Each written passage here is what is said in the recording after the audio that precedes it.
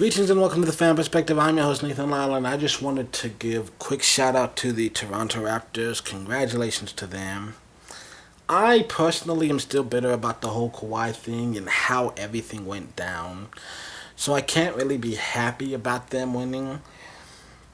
But I will admit, it's a cool story. Because the Raptors, they were a team that they won 60 games. They're over here breaking franchise records. And they basically sold the farm to buy a lottery ticket and ended up winning $3 billion. Now they gave away the coach of the year. They traded away the face of the franchise. They made some moves and it paid off big. So even if Kawhi leaves immediately, this was still a very good season for them, and it's something that you can't take it away. As far as I'm aware, they can't take away championships. So this is something that the franchise can always talk about. When they won the first championship, it's something to be remembered. And it's also good to see the Warriors lose. And it's interesting to see how it happened.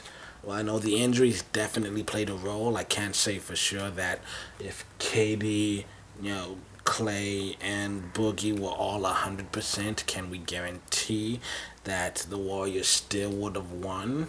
We can't say for sure, but definitely when you have players of that caliber, it makes your job easier.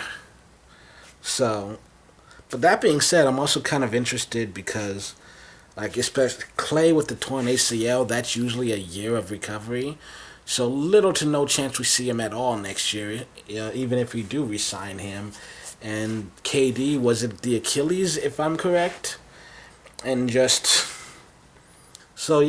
there's a good chance that even if both of them do manage to re-sign with the Warriors, that they won't play next year. So it looks like, at least for now, the dynasty has fallen. And it actually it reminded me of those early 2000s Lakers when they had Shaq and Kobe.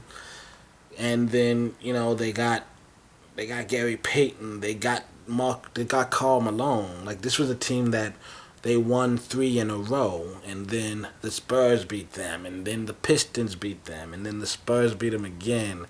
And then before you knew it, everything had just fallen apart. They were on a roll. They were the most unstoppable team in the league.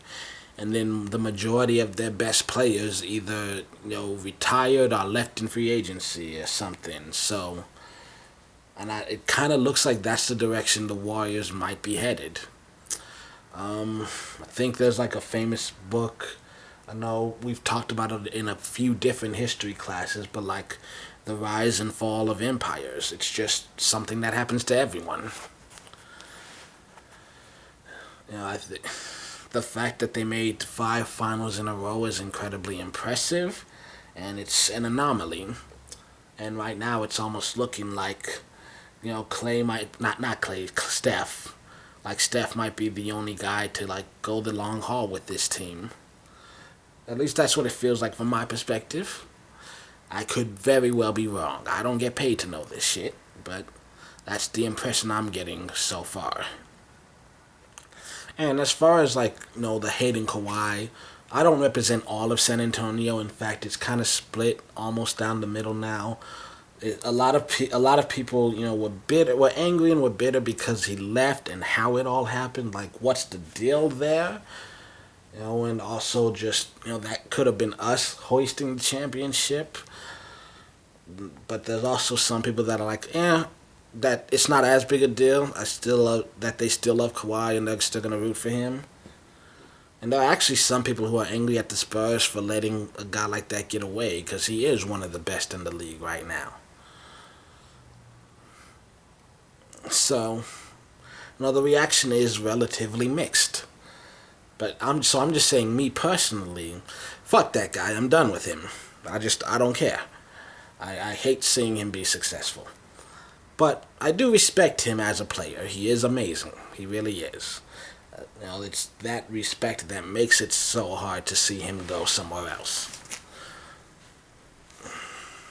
Like I said, I think I said this in another video I did on this channel maybe a few months ago, if not, maybe not that long ago. But Where I said, hey, this is one of the first times I can ever remember in my life that a player left and he was happy to go and he was better off without us and we were sad to see him go.